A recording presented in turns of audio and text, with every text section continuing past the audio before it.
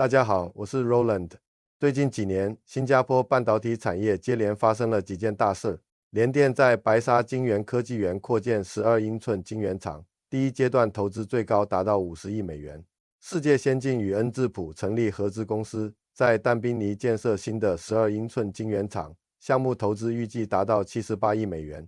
到了2026年，美光又在新加坡启动新先进晶圆制造设施，计划在未来10年投资大约240亿美元。应用材料也继续扩大在新加坡的设备制造和研发业务。新加坡既不是亚洲制造成本最低的地方，这里土地有限，电力不便宜，工程师薪资也不低。按照传统制造业的逻辑，半导体企业应该去成本更低、土地更多的地方建厂。那为什么这些全球巨头仍然不断把资金、设备和技术团队放进新加坡？表面上看，他们是在新加坡多建了几座工厂，但如果把这些投资放在一起观察，就会发现全球半导体产业正在重新安排自己最重要的资产。新加坡真正争夺的可能不是哪一颗芯片最先进，而是谁能够承接半导体产业的产能、设备、技术、人才和供应链。这才是新加坡半导体产业真正的布局。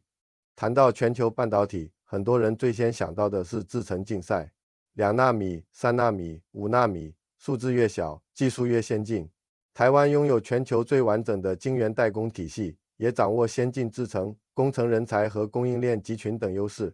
新加坡既没有必要，也很难在短时间内复制另一套台湾模式，所以新加坡选择了另一条路线。联电在新加坡新厂发展的是22纳米和28纳米特殊制程。世界先进与恩智浦的新厂计划生产40纳米到130纳米芯片，主要服务汽车、工业设备、通信和消费电子市场。这些芯片听起来不如2纳米耀眼，却存在于我们每天使用的大量产品中。一辆汽车需要控制电源、车窗、传感器和安全系统的芯片。一座工厂需要控制马达、机器和自动化设备的芯片。路由器、家电、充电设备和医疗仪器同样离不开成熟制程与特殊制程。最先进的芯片决定人工智能和高性能计算的上限，但大量成熟制程芯片决定现代工业能不能正常运转。这也是为什么全球芯片短缺时，很多汽车公司缺少的并不是最先进处理器，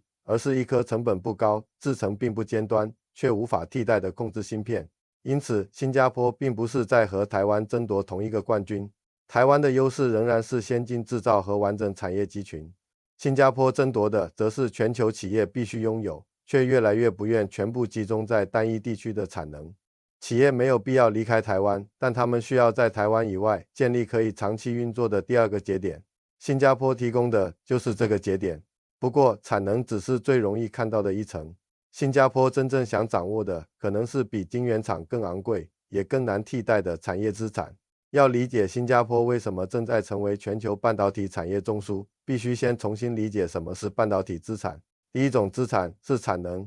一座晶圆厂的投资往往达到数十亿美元，从建设厂房、安装设备到测试生产、提高良率、取得客户认证，整个过程可能需要多年。这样的工厂不是随时可以买卖和搬迁的普通资产，一旦投入运营，就会影响企业未来10年甚至20年的供应能力。过去企业追求的是把生产集中起来，提高效率。现在他们还要考虑另一个问题，如果所有核心产能都集中在同一个地区，任何地缘冲突、自然灾害或供应链中断都可能影响全球交付。把部分产能放在新加坡，相当于为全球供应网络增加一道保险。第二种资产是设备。新加坡生产全球大约1/5的半导体设备，应用材料、ASML 等设备企业都在当地设有制造、研发、培训、服务或区域运营功能。这个比例非常关键。晶圆厂能不能持续生产，不只取决于有没有订单，还取决于设备能不能安装、校准、维修和升级，关键零件能不能及时送到，工程师能不能迅速解决故障。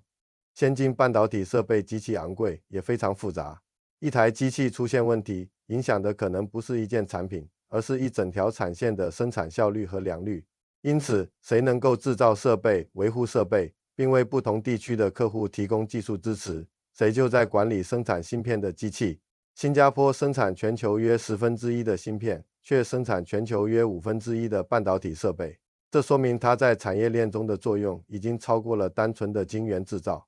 第三种资产是技术和知识产权。半导体企业真正难以复制的价值，往往不是厂房本身，而是专利、工艺经验、设计规则、软件、客户资料和商业秘密。厂房可以花钱重建，设备也可以买到，但一套经过多年积累的工艺参数，以及能够把良率稳定下来的工程经验，并不是买几台机器就能获得。新加坡正在推动知识产权和无形资产管理体系，希望让企业可以在这里保护、评估和商业化自己的技术成果。这并不代表全球半导体专利都在新加坡交易，但当越来越多研发中心、区域总部和设备企业进入新加坡，更多技术管理与知识产权业务就有条件跟着进入。第四种资产是人才和决策能力。工厂负责把芯片生产出来，但区域总部决定订单如何分配，设备应该放在哪里，供应链出现问题时先保障哪个客户，下一笔投资又应该进入哪个国家。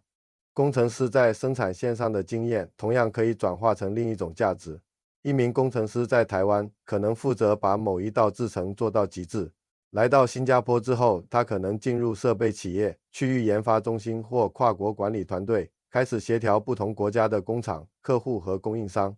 他的工作不再只是解决一条生产线的问题，而是参与全球供应链的调度。当一个地方同时拥有工厂、设备、工程师、研发机构、知识产权制度和区域总部，他得到的就不只是制造收入，而是影响整个产业如何运转的能力。这就是产业中枢的真正含义。企业选择新加坡，并不是因为这里最便宜，他们愿意支付更高的成本，是因为新加坡能够提供另一种更稀缺的商品——确定性。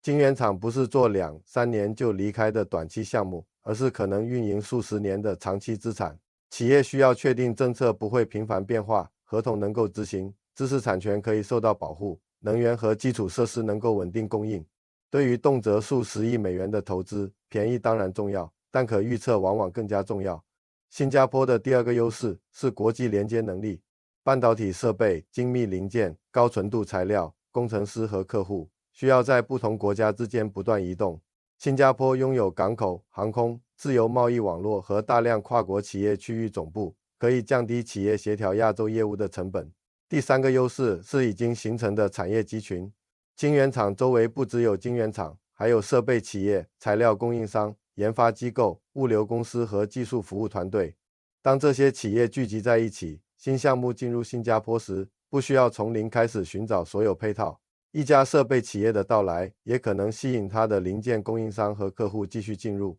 这种网络一旦形成，就会不断自我强化。不过，新加坡的路线也不是没有代价。半导体制造需要大量电力和水，新加坡的土地与能源条件都受到限制。全球芯片产业也存在明显周期，一旦需求下滑，新建产能可能面对利用率下降。人才也是另一个挑战。如果本地工程师的培养速度跟不上投资增长，高价值岗位就可能更加依赖海外人才。如果新加坡只能提供土地和基础设施，却无法留下研发、技术与决策职位，那么所谓产业中枢就会大打折扣。所以真正的考验不是能不能把工厂吸引进来，而是能不能让这些企业在这里不断增加更高价值的功能。企业在新加坡购买的不只是生产能力，而是全球业务可以持续运转的确定性。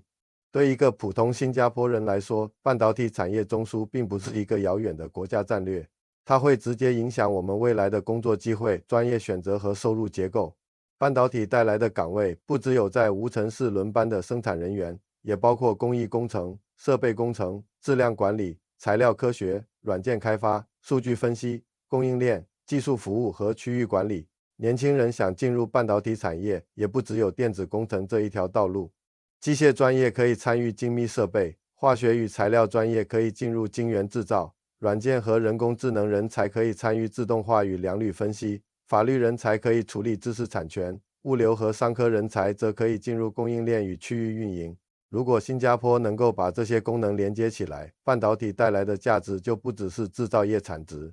它可以把先进制造、研发、物流、金融、法律和总部经济放进同一套系统，成为金融和航运之外另一条国家级经济护城河。但普通人真正需要追问的是，这些数百亿美元的投资最终能不能变成本地人的高薪职位？学校和企业能不能培养足够的技术人才？最有价值的研发与决策岗位能不能长期留在新加坡？半导体产业带来的能源、土地和公共资源压力又应该如何承担？真正成功的产业中枢不是拥有最多厂房，而是能够把高价值岗位、技术能力和决策权留在本地。现在再回头看联电、世界先进、美光和设备巨头在新加坡的投资，就会发现这些项目表面上是几座新工厂，背后却是全球企业在重新安排自己的产能、设备、技术、人才和供应链。台湾依然拥有先进制程和完整制造集群的强大优势，新加坡也不是要取代台湾，它正在建立的是另一种能力，不一定制造最先进的芯片，却能够承接不同企业的关键产能，不一定掌握所有核心技术，却能够让设备、人才、研发、总部和供应链在这里连接起来。对一个小国来说，不需要控制整条半导体产业链，只要掌握几个全球企业无法轻易绕开的环节，就有机会成为产业真正的中枢。你认为新加坡最终能不能留下最有价值的研发和决策岗位，还是只能成为全球半导体企业分散风险的备用基地？欢迎在评论区说说你的看法，也请点赞、分享视频，让更多人看到新加坡半导体产业正在发生的变化。别忘了订阅频道，我们下期见。